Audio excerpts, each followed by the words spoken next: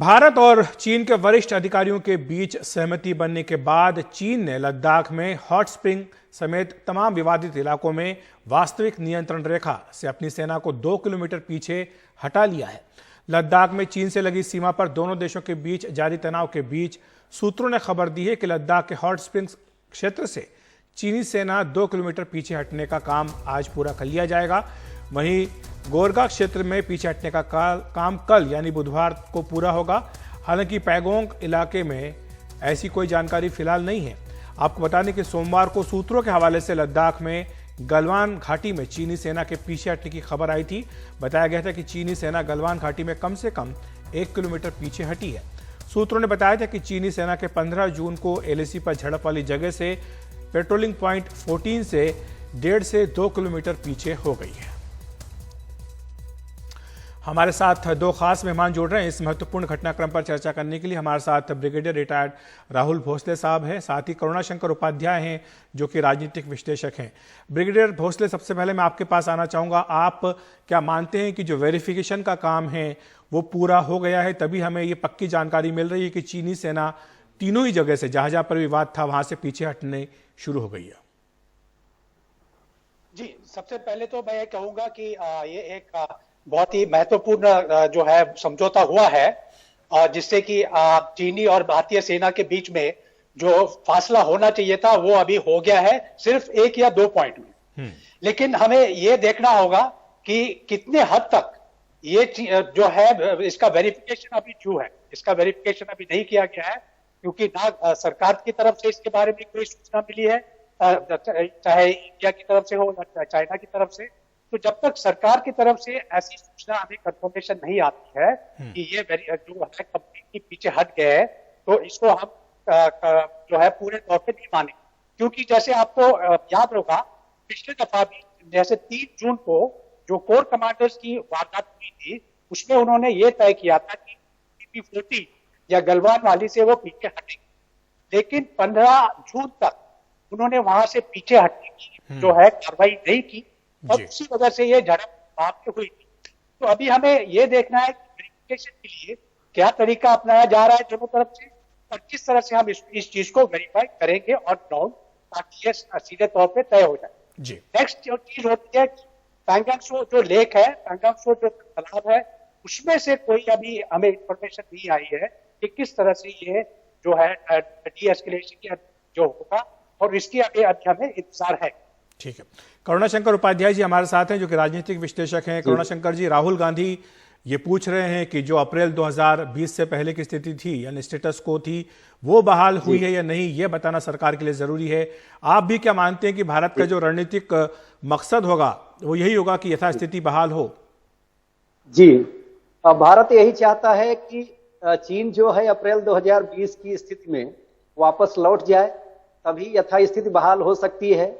अजित डोवल ने अपने समकक्षी से जो बात की उसमें यही शर्त थी, और जब तक चीनी सेना फिंगर पॉइंट 8 के पीछे नहीं जाती तब तक उस पर पूरी तरह से विश्वास नहीं किया जा सकता है, क्योंकि 4 और फिंगर पॉइंट 4 और 8 के बीच का जो इलाका है वह एक प्रकार से बफर जोन है, जहां पर चीनी सेना आकर बैठ गई थी। अब चीनी सेना पीछे हट रही है और 8 के पीछे चली जाएगी, ऐसा उसने आश्वासन दिया है। लेकिन अभी 3 मोर्चे और हैं। एक पैंगोंग झील का इलाका है, और दूसरा डेमचोक का इलाका है, तीसरा दौलत बेग ओल्डी का इलाका है। तो चीनी सेना उन तीनों मोर्चों पर भी अप्रैल 2020 की स्थिति में वापस लौट जाए, यह जरूरी है। तभी सीमा पर जो तनाव है वह कम होगा। भारतीय सेना और भारतीय वायुसेना लगातार चीनी सेना की गतिविधियों पर और उनके वापस जाने की प्रक्रिया पर नजर रखे हुए हैं, और 2-3 दिन में मुझे विश्वास है कि यह काम पूरा हो जाएगा, क्योंकि अभी गलवान नदी और श्योक नदी में बाढ़ आई हुई है। तो चीनी सेना के वापस जाने की प्रक्रिया जो है वह धीमे चल रही है। जी, ब्रिगेडियर भोसले, एक सवाल जो आता है वो बफर जोन को लेकर के आ रहा है कि जो बफर जोन है इसमें एक सुझाव ये भी आ रहा है कि इसकी जो पेट्रोलिंग का काम है वो पुलिस करे, क्योंकि जो सेना है उसका ये काम नहीं होता है। तो आपको लगता है कि ये भी एक ऐसा मैकेनिज्म है जिस पर अभी चर्चा हो जाए तो बेहतर हो, ताकि दोनों देशों के बीच में इसको लेकर भी एक सहमति बन पाए?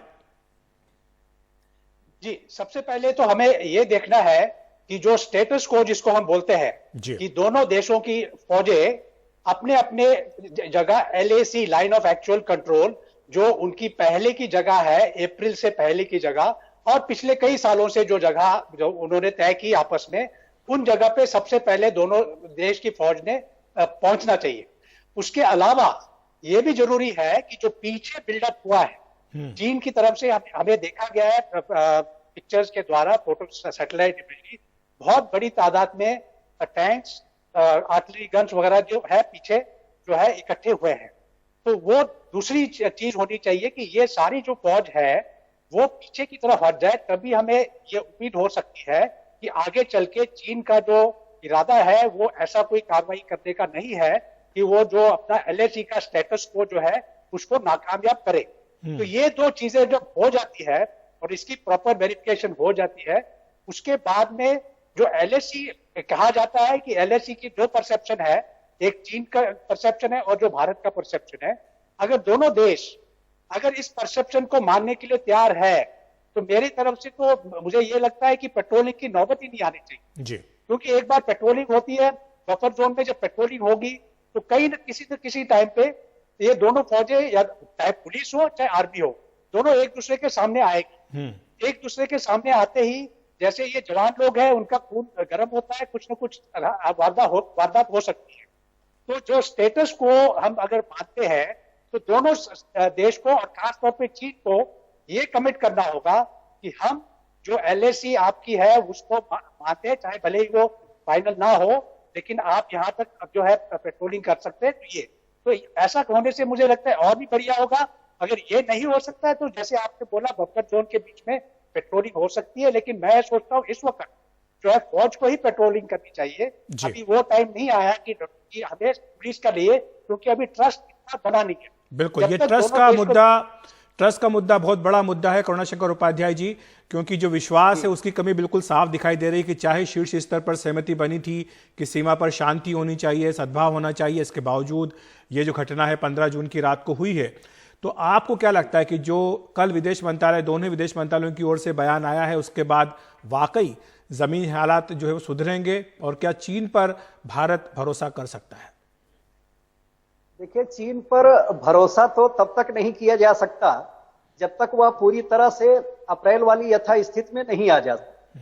दूसरी बात यह है कि भारत ने चीन पर चौतरफा दबाव बनाया हुआ है, तो चाहे कूटनीतिक घेरेबंदी की बात हो चाहे सामरिक तौर पर उसे घेरने की बात हो। हम सब जानते हैं कि भारत ने अमेरिका, जापान और ऑस्ट्रेलिया के साथ सामरिक चतुर्भुज जिसे क्वेद कहते हैं वह बनाया है। और आपने देखा होगा कि अमेरिका भी पूरी तरह से प्रशांत महासागर, पूर्वी चीन सागर और दक्षिण चीन सागर में आकर जमा हो गया है और उसने न केवल युद्धाभ्यास किया बल्कि चीन के विवादित इलाके में भी उसकी वायुसेना ने उड़ान भरी। इसी प्रकार से जापान ने अपनी मिसाइलें जो है भारत के समर्थन में चीनी सैन्य ठिकानों को निशाना बना करके तैनात कर दी हैं। ऑस्ट्रेलिया की नौसेना जो है स्वयं दक्षिण चीन सागर में अमेरिका के साथ युद्धाभ्यास कर रही है। ऑस्ट्रेलिया ने अपना कोकस द्वीप जो सुंदर जल है, जो स्ट्रेट है, उसके सामने वहां पर उसका जो सैनिक अड्डा है वह भारतीय नौसेना के लिए उपलब्ध करा दिया है। कहने मतलब भारत ने सामरिक तौर पर भी और कूटनीतिक तौर पर भी अमेरिका से लेकर रूस तक और यूरोपीय यूनियन तक हर तरफ से चीन को घेरने की कोशिश की है। चीन पड़ गया है, उसके साथ केवल पाकिस्तान है। ऐसी स्थिति में पाकिस्तान के भरोसे वह युद्ध नहीं जीत सकता है। उसकी समझ में आ गया है कि अगर भारत को आक्रमण करता है इतने मोर्चे खुलेंगे कि हर मोर्चे का सामना कर पाना लगभग असंभव है। इस कारण से चीन अभी पीछे हटा है और भारत ने चीनी आयात पर प्रतिबंध लगाकर चीनी आयात को कम करके चीनी जहाज का जो माल आकर बंदरगाहों के सामने लटका हुआ है इसको क्लियरिंग नहीं मिल रही है। अनेक प्रकार के झटके और बहुत योजनाएं जो देश में चल रही थी, आर्थिक झटका देने का कार्य भारत सरकार और राज्य सरकारों ने किया है, भारतीय रेल ने किया। इस कारण से चीन निश्चित रूप से बहुत बड़े दबाव की स्थिति में है। कोरोना के कारण वैसे ही पूरी दुनिया उसके विरोध में है। ऐसी स्थिति में वह जानता है कि अगर युद्ध लड़ेगा पूरी तरह से वह तबाह हो जाएगा। उसके कई राज्य जो आजादी के लिए लड़ रहे हैं वो आजाद हो सकते हैं। ठीक है, ब्रिगेडियर भोसले ये जो बात कह रहे हैं कि जो भारत बाकी देशों के साथ मिलकर के एक तरह का गठबंधन बना रहा है, जो विदेश नीति में एक बड़ा बदलाव देखने को आ रहा है, क्या आपको लगता है कि ये भी एक वजह है कि चीन पर दबाव पड़ा हो? हालांकि ये कहा जाता है कि चीन जो है वो इस तरह के दबाव की परवाह नहीं करता है, वो जो उसका जो लक्ष्य है वो उसी पर आगे चलता है, और उसका फिलहाल लक्ष्य यही लग रहा था कि जो दक्षिण एशिया में, खासतौर से कहीं या एशिया में जो संतुलन है वो उसके पक्ष में हो। जी, अब इसमें दो पॉइंट है। सबसे पहला पॉइंट जो आपने ठीक बात कर रहे, और उपाध्याय साहब ने भी ठीक बात करी है कि जो आम जो तौर पे एक संतुलन जो कई देशों में बना जा रहा है, इससे चीन को जरूर ही कुछ ना कुछ जो इसका असर जरूर पड़ा है और पड़ा होगा, ये बिल्कुल मैं मान के चलता हूं। अगर ये हमारी जो हमेशा पॉलिसी ये रही है कि ये गठबंधन हम बनाए रखें, और इस वक्त पिछले एक महीने के अंदर ही कुछ ऐसी घटनाएं हुई है जिससे भारत को बहुत देशों ने सपोर्ट किया है, और मैं सोचता हूं ये सिर्फ राजनीति की नहीं लेकिन डिफेंस में ये सपोर्ट आ गया है, वो चीन को एक काफी बड़ा संकेत है। उदाहरण के तौर पे जैसे आपको पता है कि जो अमेरिका के 2 एयरक्राफ्ट कैरियर जो इस वक्त साउथ चाइना सी में जो है गए हैं, और वो साउथ चाइना सी में अपने एक्सरसाइज कर रहे हैं, तो ये एक बहुत बड़ा सिग्नल है कि चीन अकेला पड़ गया है, और इसलिए ये इसका असर चीन पे जरूर पड़ा होगा। दूसरी बात, जहां तक रहा है कि जो उसकी स्टेटमेंट आई है, उस स्टेटमेंट में ऐसा कोई दिखावा नहीं दिख रहा है कि चीन ने अपनी पीछे हटने की कोई किस तरह से घोषणा करी है। उसने जरूर डिसएंगेजमेंट जरूर बात करी है, लेकिन डी एस्केलेशन उसने कहीं भी लफ्ज नहीं इस्तेमाल किया। मैंने उसका बहुत गूढ़ता से पढ़ा, जो डी एस्केलेशन उसने वर्ड नहीं यूज किया है, नहीं उन्होंने स्टेटस को की बात की है। जी, तो ये जो उसने कोई पीछे हटने का, और उसने ये भी जाहिर किया है कि हम सॉवरेनिटी करेंगे हम, और उसने ये कोशिश करी है कि बिग पिक्चर देखो, बड़ी चीज को देखो।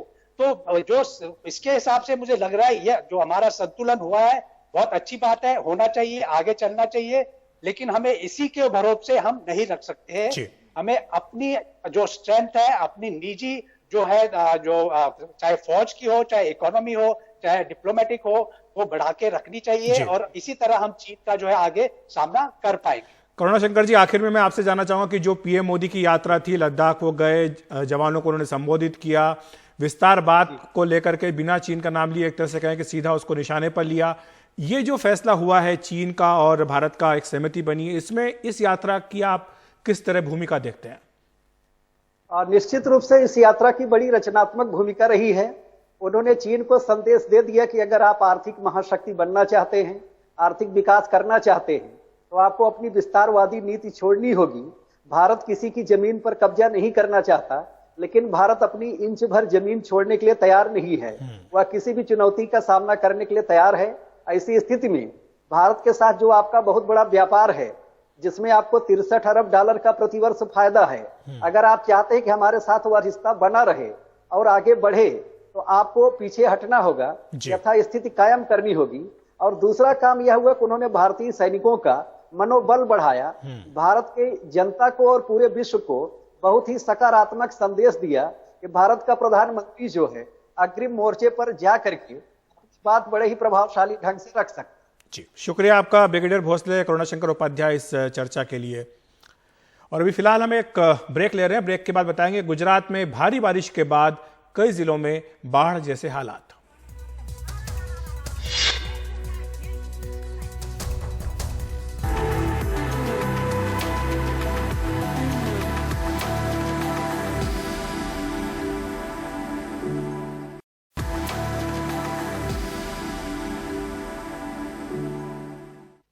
गुजरात के राजकोट में लगातार बारिश और उससे जीवन जो है अस्त व्यस्त हो गया है। पूरे शहर में कई जगह जल भरा हुआ, जिससे लोगों को आने जाने में परेशानियों का सामना करना पड़ रहा है। पहले भी शहर की कई सोसाइटी की दीवार गिरने की खबरें आई थी। ये जल भराव इस बार सौराष्ट्र क्रिकेट संघ के स्टेडियम के अलावा कालावाड़ रोड, कोटेचा चौक और इंदिरा सर्कल इलाकों में भी देखने को मिला है।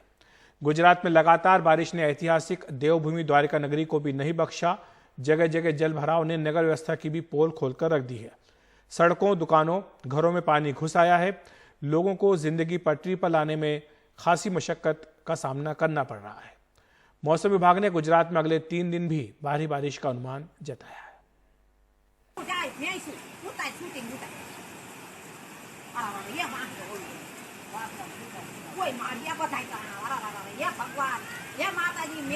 તાય તાય એ મારી આ બધાય જાય છે તાય કોઈ મારી